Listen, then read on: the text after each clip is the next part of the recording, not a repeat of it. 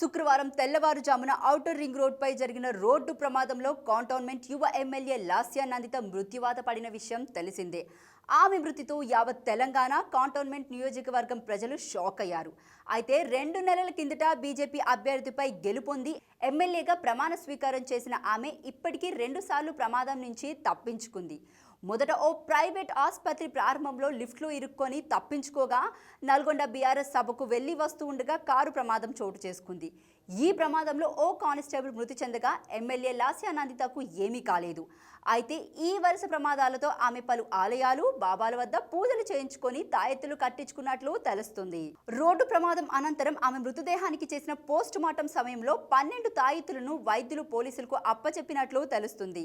అలాగే ఎమ్మెల్యే చివరగా కూడా ఓ బాబా వద్దకు పూజల కోసం వెళ్లి వస్తుండగా ఈ ప్రమాదం జరిగిందనే పలువురు చెప్పుకుంటున్నారు. ఆమె అసలు ఎక్కడికి వెళ్లి వస్తుంటే ప్రమాదం జరిగిందో ఇంతవరకు ఇంకా క్లారిటీ రాలేదు.